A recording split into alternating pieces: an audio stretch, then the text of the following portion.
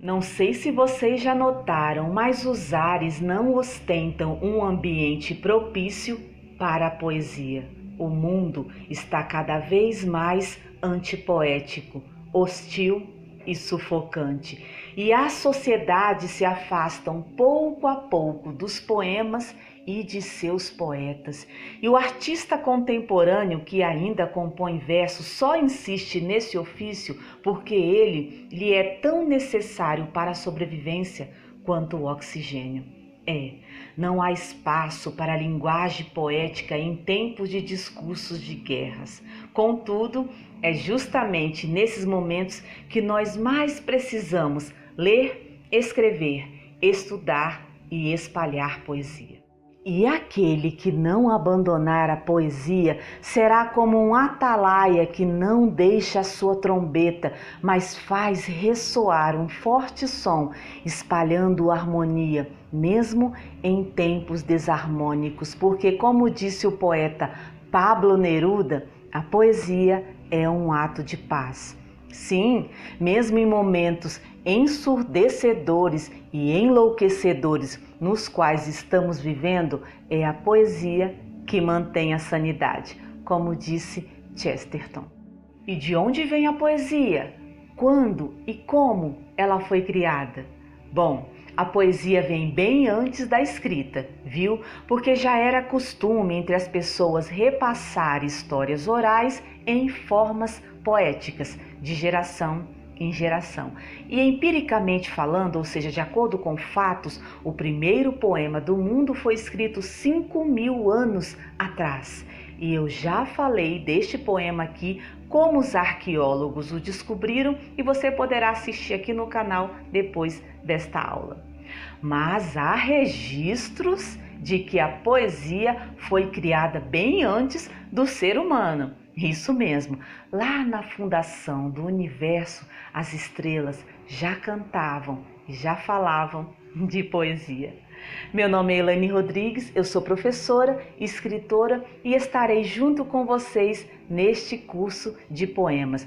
Na aula de hoje nós vamos falar sobre versos, classes de palavras, rimas, sonoridade. Então, presta atenção na aula porque tem muito conteúdo hoje.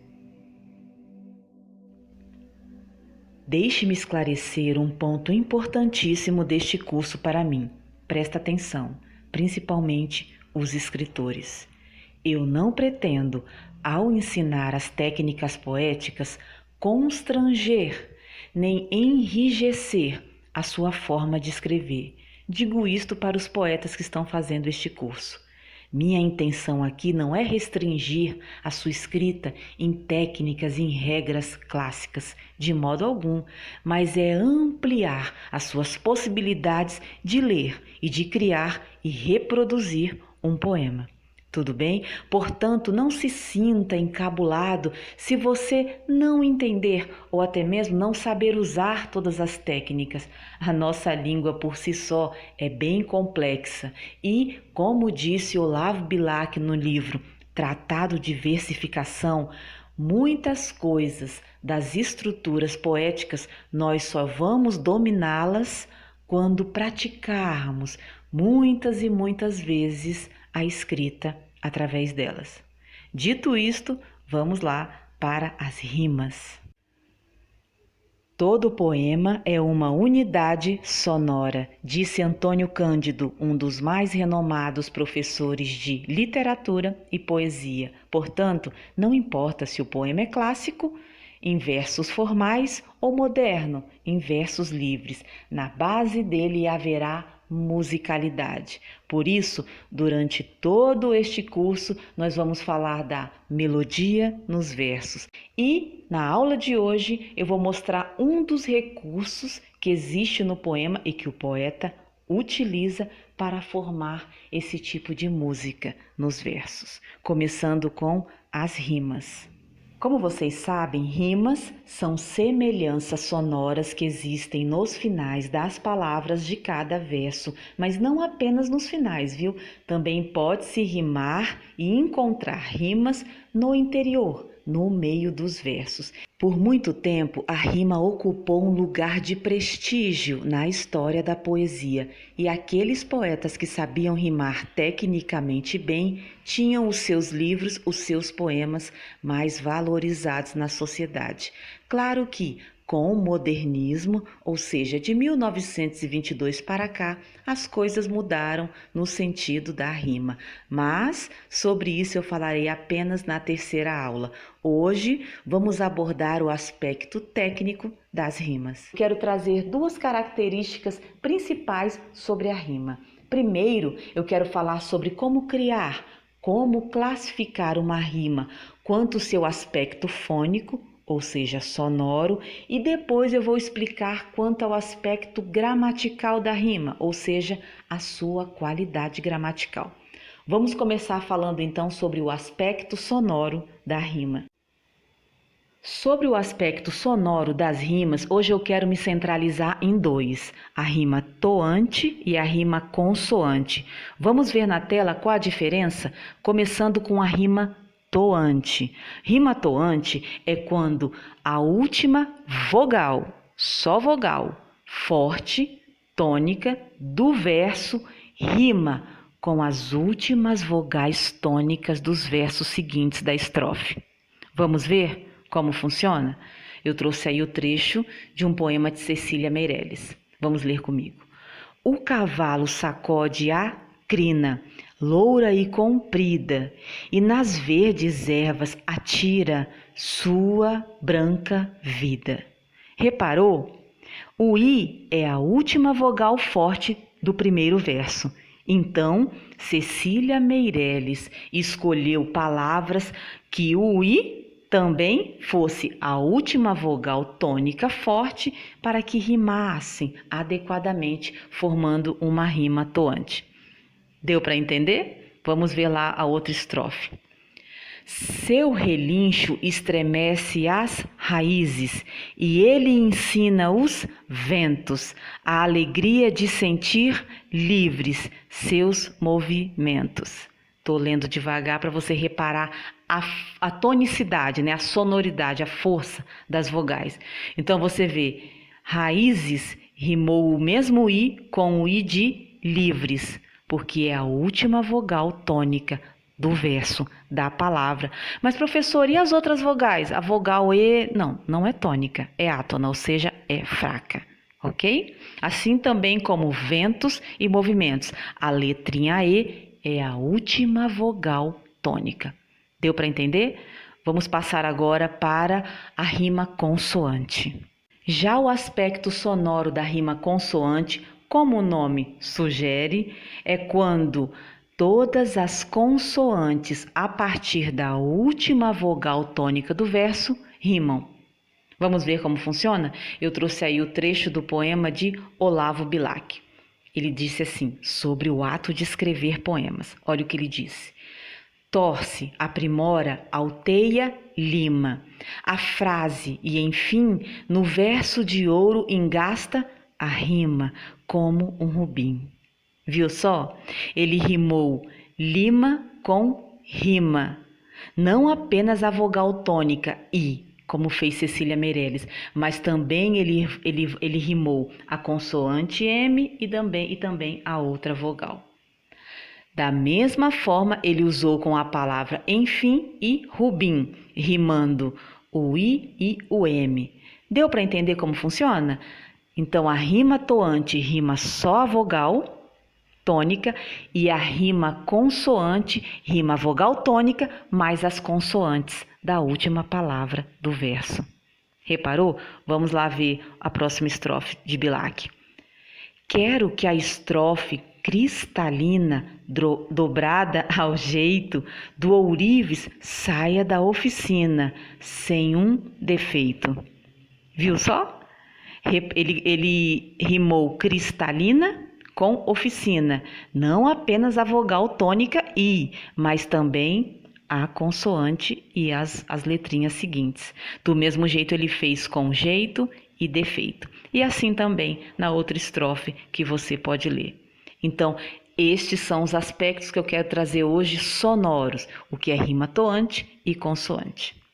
Por último, vamos falar sobre o aspecto gramatical das rimas, ou seja, a qualidade e o valor delas. Bom, há 3 tipos de qualidades, digamos assim, de rimas em uma estrofe. São rimas pobres, que pertencem à mesma classe gramatical, rimas ricas, que pertencem a diferentes classes gramaticais, e rimas raras, que são escritas de formas diferentes, mas têm a mesma semelhança sonora e são pouco utilizadas.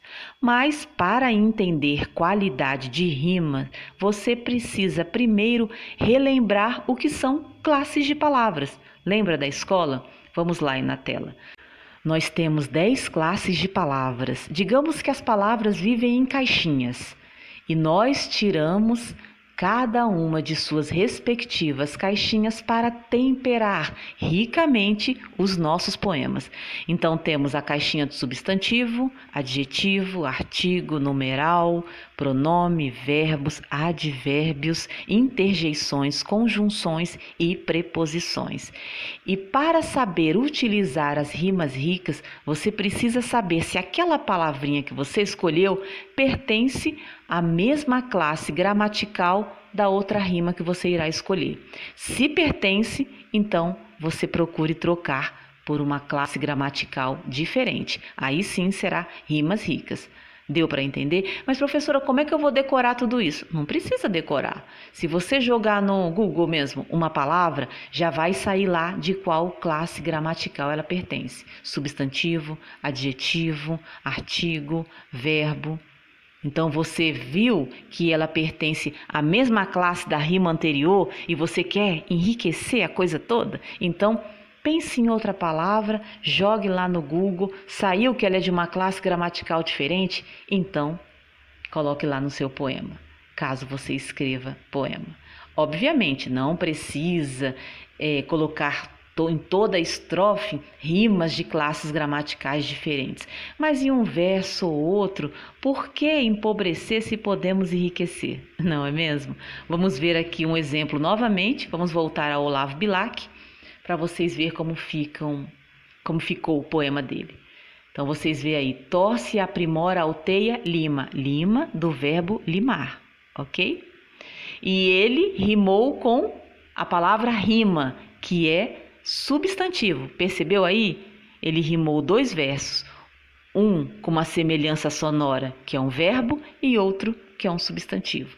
Assim aconteceu também na outra estrofe, repare na tela, ele rimou cristalina, que é um adjetivo, com oficina, que é um substantivo.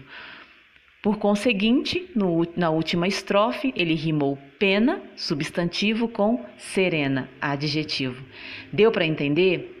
Quando uma pessoa que tem uma experiência mais em leitura de poesia lê um poema assim, ela já consegue perceber que aquele poeta teve todo um cuidado para enriquecer os seus versos.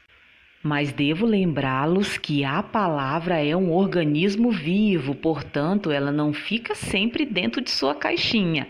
A depender do contexto, uma palavra que é um substantivo pode se tornar um verbo, ou então vice-versa, e mudar de várias caixinhas. Como aconteceu aí, eu trouxe um trecho de um poema meu, e você pode ver aí que eu indiquei a rima, o finalzinho de cada verso. Então vamos lá. Eu não sei o que tem é verbo, por trás do seu olhar, olhar substantivo, mas há um brilho estelar, adjetivo, que me faz tão bem, advérbio. E muitas pessoas questionaram, mas professora, olhar é verbo. Não. Neste caso, a palavrinha olhar, que seria um verbo, saiu de sua caixinha e tornou-se substantivo no momento em que eu coloquei-a no contexto de que olhar é a imagem do olhar de alguém. Deu para entender? Então temos que ficar atento, porque dependendo do contexto, as palavras mudam sim, de caixinha. Ufa! Quanto conteúdo sobre rimas em apenas uma aula! Eu imagino que vocês devem estar cansados, porque eu estou. E se você se perdeu aí durante a explicação, não se preocupe, poderá assistir a este vídeo quantas vezes quiser, porque ele ficará disponível aqui no meu canal, na playlist Curso de Poemas. E se ficou com alguma dúvida, não vá embora sem deixá-la aqui nos comentários, para que eu possa responder. Tudo bem? Eu vou ficando por aqui. Na próxima aula vamos continuar sobre a sonoridade no poema, mas agora falaremos a respeito do ritmo. Se você gostou dessa aula, deixa aí o seu joinha, clique no positivo abaixo do vídeo para incentivar aqui a profissional da poesia. E eu vejo vocês na próxima aula. Até lá!